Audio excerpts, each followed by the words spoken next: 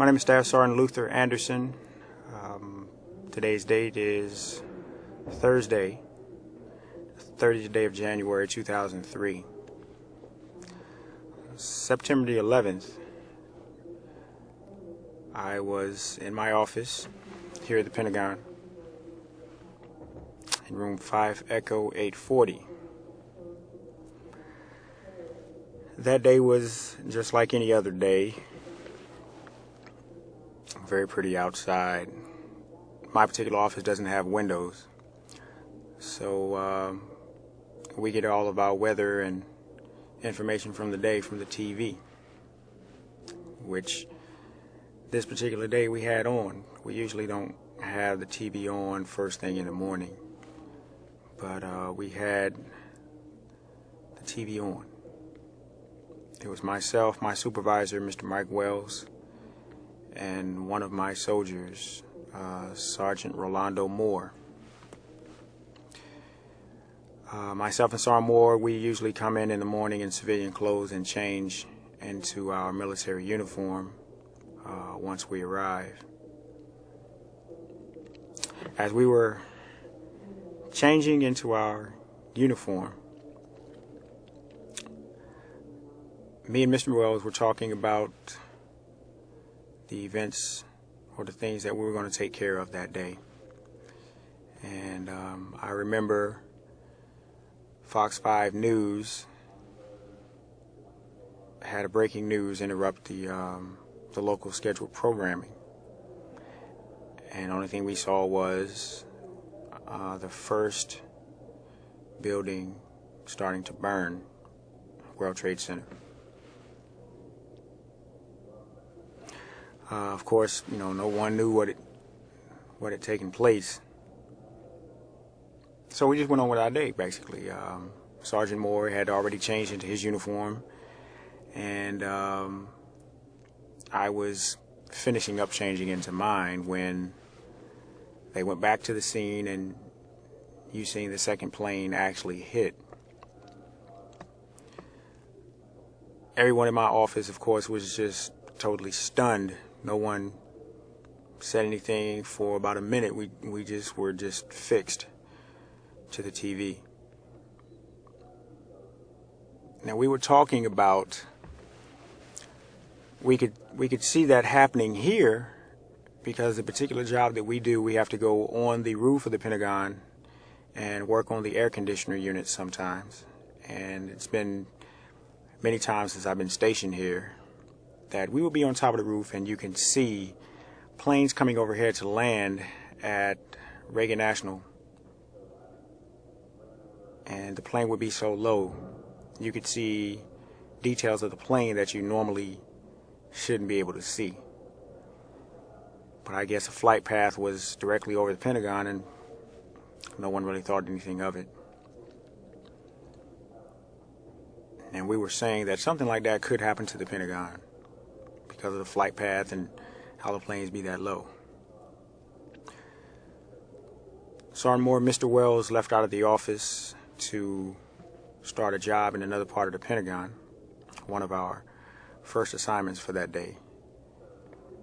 And I stayed in the office because, as I said, I hadn't finished changing into my duty uniform.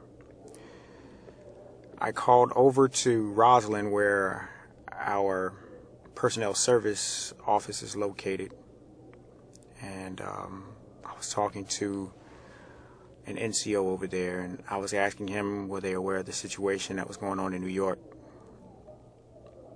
And he said they had a radio but they didn't have a TV. Right when he said they didn't have a TV, there was a very, very loud explosion, almost like an earthquake. Things were falling out of the ceiling. Computers shifted on the desks. The lights flickered. And I remember telling him I have to go. Something just happened here at the Pentagon. And I hung up the phone.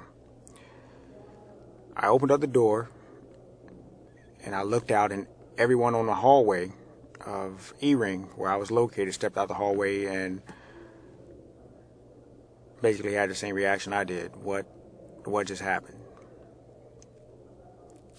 So the first thing I did was ran out of my room and ran to the area where my soldier and my supervisor was working to make sure they were okay. I got there and they met me halfway, running back to the office to see if I was okay. Without thinking about nothing else, we turned and left and went down the stairs.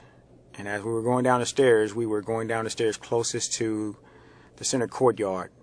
And as we were going down the stairs, we looked out the window, and the only thing you seen was just black smoke everywhere. So we made it out of the building. Of course, that was a frantic scene there, making it out of the building with everyone running and crying, and police officers trying to gain some type of control. We got outside, and we was in South Parking. And I remember my soldier, Sergeant Moore, saying, "We need to go." And I agreed with him. We needed to go around to where we seen the smoke coming from to offer any assistance that we could. We didn't exactly know what had happened. The only thing we knew was an explosion and black smoke. So as we ran from South Parking around to Corridor 3-4, we realized that that particular area was where some of our soldiers from our unit was located. And as we got there, we seen plane parts scattered, and it was evident what had happened. The first thing we did was get as close as we could to the building, and there were people coming out. The first people that were coming out, we just ran over and grabbed them and carried them out to the sidewalk. I remember the first person that I assisted was a black female. Don't know her name. Don't know if she made it or not, but I know she was severely burned from her head down to her toes. Her skin was she was in bad shape. And I remember her laying on her stomach and her head over to the side, and she wasn't saying anything. She just had a blank stare. It's just a blank stare. The next individual I helped was a young man that was completely dressed from his waist down. Nothing was wrong with him. He was a civilian. He still had the shine on his shoes. But from the waist up, from his stomach up, he was just totally burned. His eyes were bloodshot red. And he was just screaming that it hurt so bad. It hurt. It hurt. I was trying to comfort him, tell him it's going to be okay. At that point, I don't think I had feelings or emotions. I just acted, trying to help someone. My soldier, Sergeant Moore, he tried to go back in the building. Of course, he couldn't get back in. They wouldn't let anyone back in. So we stayed there, and we helped as much as we could. We did everything within our power to help the situation. Whatever was needed, we volunteered. We weren't thinking. We was just trying to help those people, because I don't want to say it was what we was trained to do. It was just instinct for us to just do that, to help someone. We stayed there until 1 o'clock the next morning.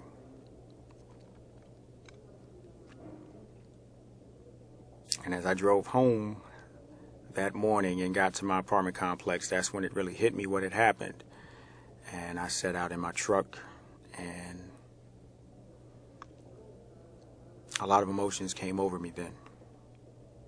feelings of anger, feelings of sorrow, feelings of hurt, a little bit of helplessness. And I went to bed that night and I really didn't sleep because I was right back up at 5 o'clock in the morning and right back here at the Pentagon. It still bothers me a little bit. The sights, the smells, the screams. It still bothers me a little bit, but I'm coming to grips with it a lot better. There were people that died in the Pentagon that I did know. And I know they're in heaven looking down now. It was a tragic day, a very tragic day. So as I prepare to leave the Pentagon and move on to another assignment, I'll never forget what happened September the 11th, 2001. Thank you.